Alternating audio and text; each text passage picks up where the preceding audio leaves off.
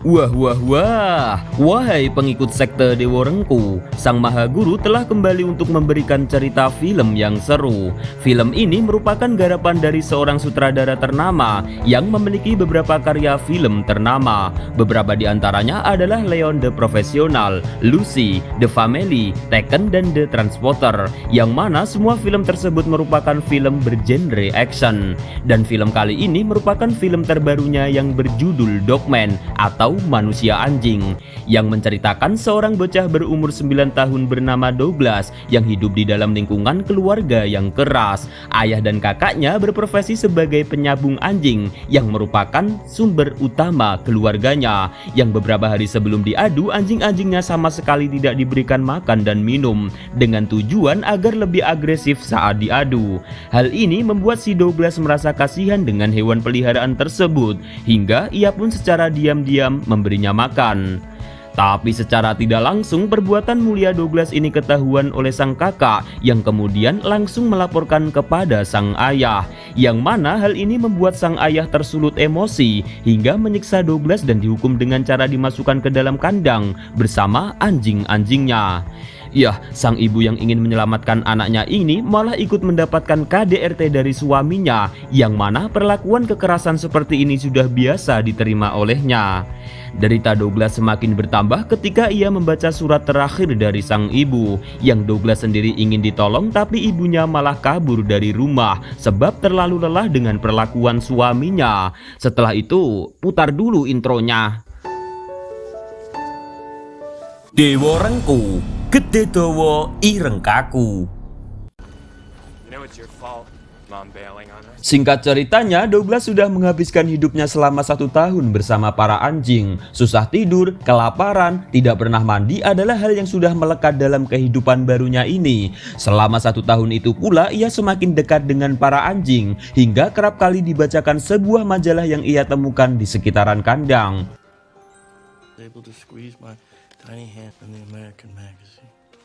Lalu salah satu induk anjing melahirkan beberapa anak yang langsung berusaha disembunyikan oleh Douglas. Tapi lagi-lagi sang kakak mengetahui hal tersebut, yang lagi-laginya lagi ia melaporkan kejadian tersebut kepada sang ayah, yang lagi-lagi sang ayah langsung menyiksa Douglas.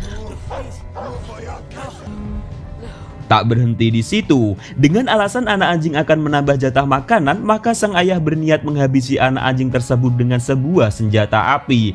Tapi sebab Douglas berusaha melindungi anak anjing, ia pun terpaksa harus terkena peluru yang membuat salah satu jarinya terputus, dan peluru tersebut memantul ke dinding lalu mengenai tepat tulang belakang Douglas.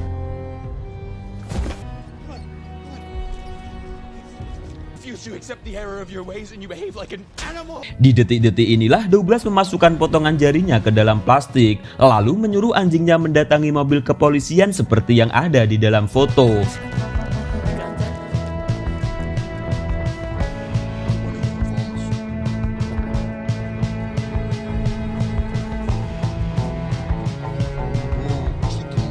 Hingga sang ayah dan sang kakak langsung dikepung polisi dengan tuduhan penyiksaan terhadap hewan dan penganiayaan sesama manusia.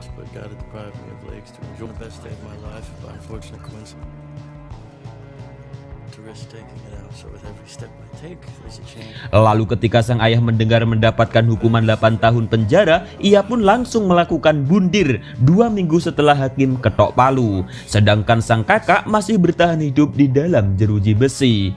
Kemudian Douglas yang hidup sendirian, Douglas pun dikirim ke panti asuhan oleh pihak kepolisian. Dan karena tulang belakangnya terkena tembakan, ia pun divonis cacat seumur hidup dan harus menghabiskan hidupnya di atas kursi roda.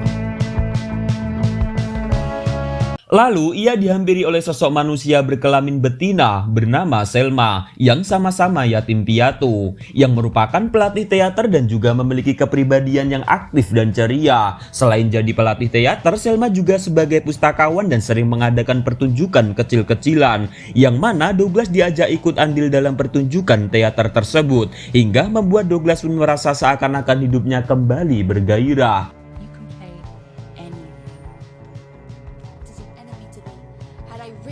My dearest love, Duncan comes here tonight. Kebahagiaan tersebut ternyata tidak berlangsung lama, sebab sesaat setelahnya Selma diadopsi oleh orang kaya yang membuat Douglas kembali dalam kesendiriannya.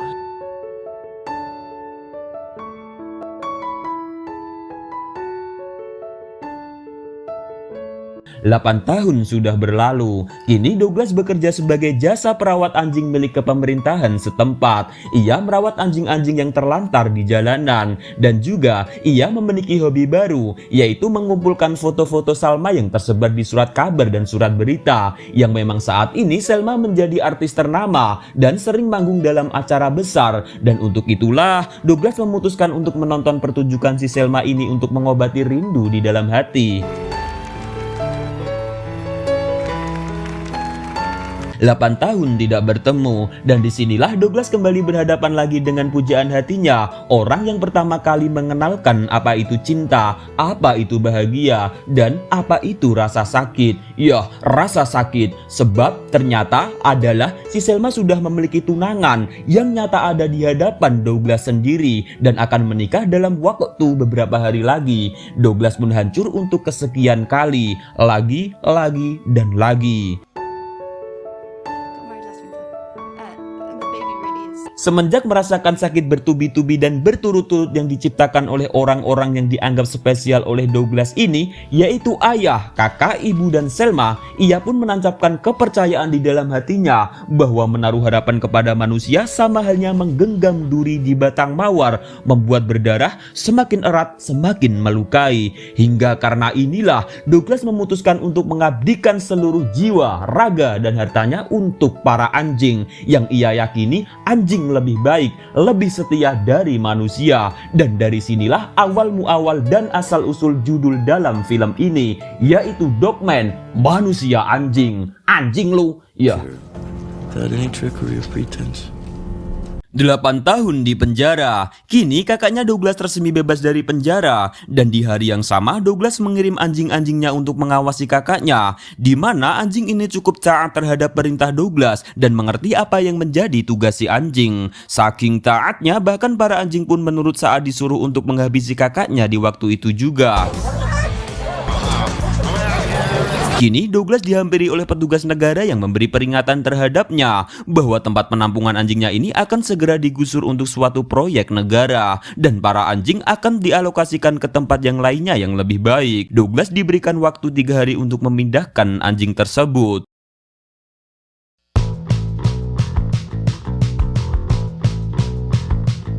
3 hari kemudian Douglas sudah membawa anjing-anjingnya ke sebuah bangunan kosong bekas sekolahan, yang mana ia lebih memilih hidup bersama anjing-anjingnya daripada memiliki pekerjaan yang baru tapi harus berpisah dengan anjingnya. Disinilah kehidupan Douglas dimulai dari nol.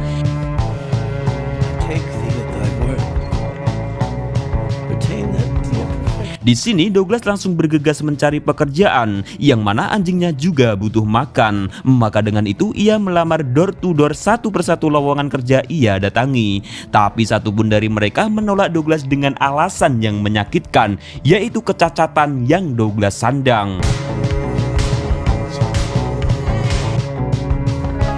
Dengan terpaksa, Douglas pun mendatangi satu-satunya tempat hiburan, yang mana semua yang ada di sana adalah waria, banci, bencong, terong. Douglas meyakinkan manajer bahwa meskipun dengan kondisinya yang cacat, ia mampu berdiri beberapa saat dengan tidak bergerak. Meski begitu, Douglas yakin bisa menghibur para tamu, sebab ia memiliki basic teater yang dulu pernah diajarkan oleh Selma. Disinilah ia berpikir bahwa Selma mengajarkan Douglas menghibur orang lain, yaitu agar ia bisa menghibur dirinya sendiri saat ia disakiti orang lain, dan orang lain tersebut adalah Selma.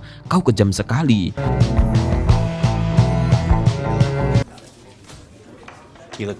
Setelah mendapatkan kesempatan tampil selama 2 menit, Douglas pun langsung memanfaatkan bernyanyi dengan dibantu berdiri oleh 2 temannya princess ini.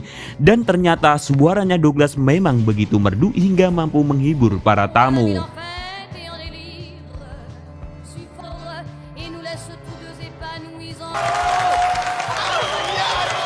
Lalu saat tepat 2 menit ia berdiri, kakinya mulai goyah, yang langsung diselamatkan oleh para princess sebelum ia terjatuh.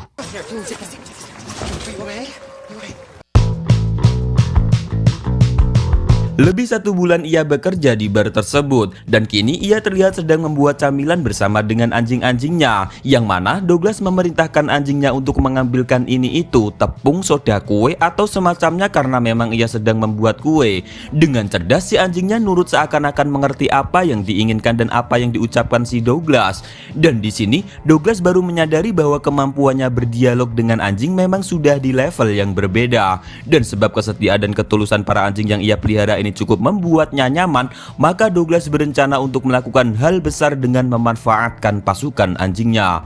Hal pertama yang dilakukan adalah memerintahkan anjingnya mencuri perhiasan para pejabat yang diduga kuat melakukan korupsi. Lalu hasil curiannya disumbangkan kepada fakir miskin agar hasil curiannya barokah fid dini wad dunya wal akhirah.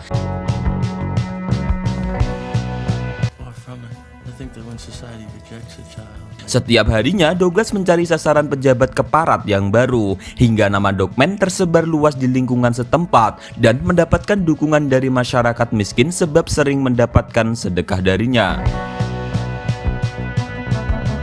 Kemudian ada seorang remaja berkelamin burung yang bernama Bambang masuk ke dalam markas Douglas. Ternyata ini adalah anak pemilik toko kecil di sana. Ia kesini dengan tujuan meminta bantuan kepada Douglas dan pasukan anjingnya agar menangani komplotan preman yang suka malak pedagang di pasar.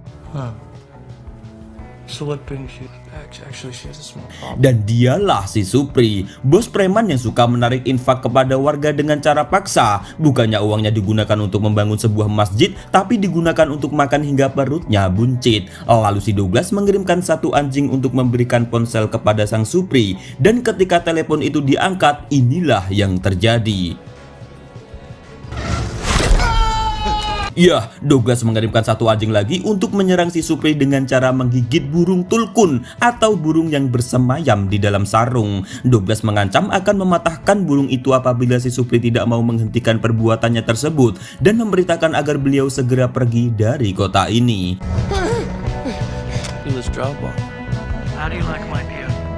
Kita beralih ke emak-emak pejabat yang merupakan korban dari aksi Douglas, yang ternyata kalung yang dicuri anjingnya merupakan aset berharga yang langka dan sudah diasuransikan. Hingga dengan alasan inilah si pejabat mengutus detektif untuk menyelidiki kasus tersebut.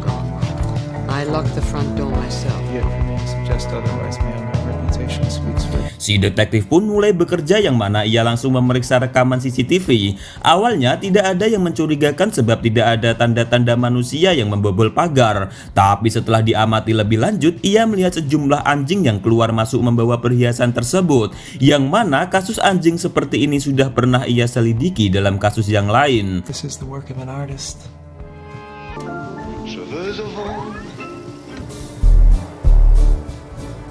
Kemudian ia menyelidiki lebih detail dan melihat sebuah rekaman seorang pengemudi kursi roda abadi yang sedang menggiring anjing-anjing tersebut ke sebuah rumah. Lalu rekaman ini digatuk-gatukkan dengan bukti video yang lain. Dan disinilah si detektif Hakul yakin bahwa dialah dalang atas kasus pelaku pencurian yang tidak lain adalah Douglas. Tidak sulit bagi detektif untuk mencari keberadaan Douglas, yang mana ia langsung mengunjungi lokasi kerja Douglas.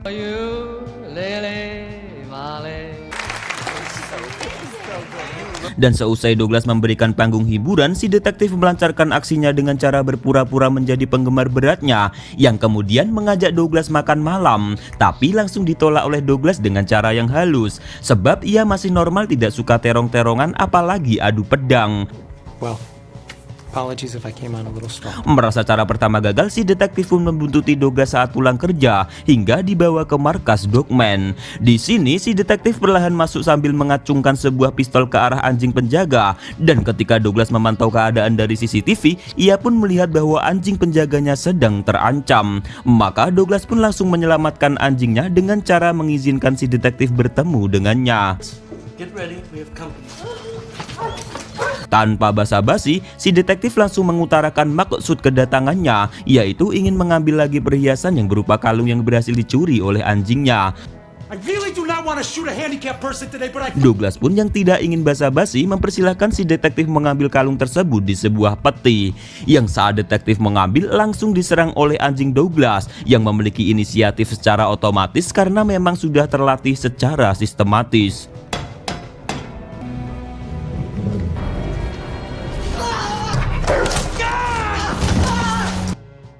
Setelah menyelesaikan urusannya dengan detektif, Douglas yang baru bangun tidur dikepung oleh bos beserta pasukan preman yang tidak terima atas penggigitan anjingnya yang hampir menewaskan burung tulkunnya. Si Supri mengetahui markas Dogman ini ternyata diberitahu oleh si Bambang setelah Bambang diancam akan disiksa.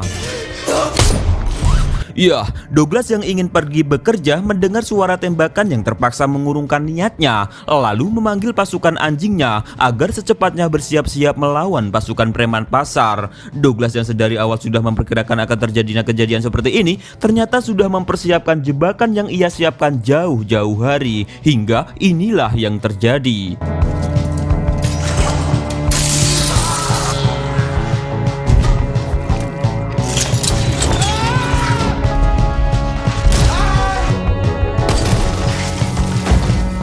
Menyadari anak buahnya sudah pergi ke akhirat, akhirnya si bos menghubungi pasukan yang berada di luar agar segera masuk dengan membawa senjata yang lebih mematikan. Mengetahui jumlah pasukan susulan preman semakin bertambah banyak dan dilengkapi senjata berat, Douglas pun memilih masuk ke dalam ruangan pribadinya. Meski ditembaki bertubi-tubi, ia malah dengan santainya minum tua, sehingga saat nantinya ia tertembak, maka itulah minuman terakhir yang ia teguk. Si bos semakin mendekati Douglas dengan pistolnya. Ketika sudah berhadapan dengan Douglas, Douglas pun mengatakan bahwa ketika saat ini adalah waktunya untuk berpindah ke alam barzah, ia pun sudah siap dengan seperangkat alat kain kafan kematian jika memang benar-benar sudah ditakdirkan. Ternyata Tuhan masih belum mentakdirkan Douglas memakai kain kafan setelah mengetahui pistol si bos Supri kehabisan nyawa. Dalam kata lain, kehabisan peluru. Melihat fakta markasnya ini sudah di dalam zona merah, Douglas pun membawa pasukan anjingnya untuk dialokasikan ke tempat yang lebih aman. Tapi saat di jalan, ia terpaksa ditangkap oleh pasukan polisi yang sedang melakukan razia besar-besaran. Untungnya, anjing-anjingnya sempat diperintahkan untuk melarikan diri meski si Douglas mendekam di jeruji besi.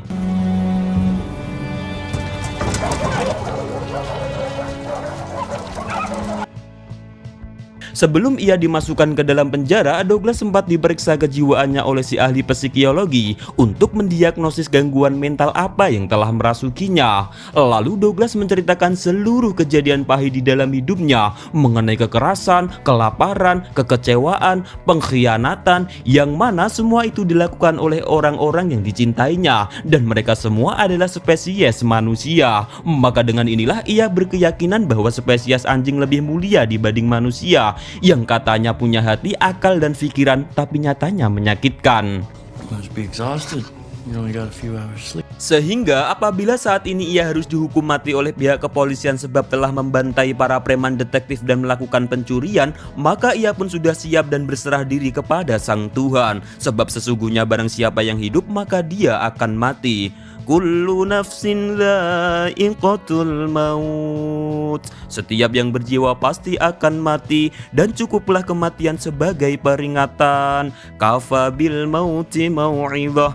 Maka hal terbaik saat ini bagi Douglas bukan melawan melainkan berserah diri agar nantinya mati dalam keadaan husnul khotimah. Idza asabatkum musibah qalu inna lillahi wa inna ilaihi raji'un.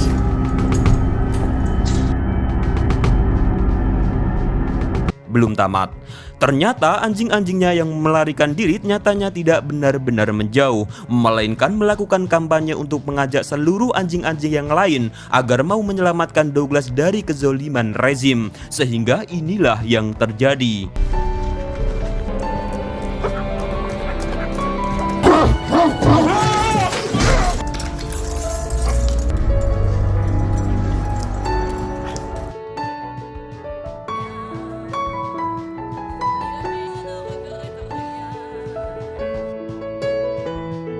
Nah, baru tamat. Jangan menyakiti orang lain sebab apabila rasa sakit itu sudah berubah menjadi dendam, maka orang lemah pun akan menjadi kuat, bahkan bisa bermimikri menjadi keparat. Hingga siapapun yang berani berurusan maka yang terjadi akan dikirimkan ke akhirat lebih cepat. Fal'afu minkum. Wassalamualaikum warahmatullahi wabarakatuh. Dewa Rengku, Gede Dawa Ireng Kaku.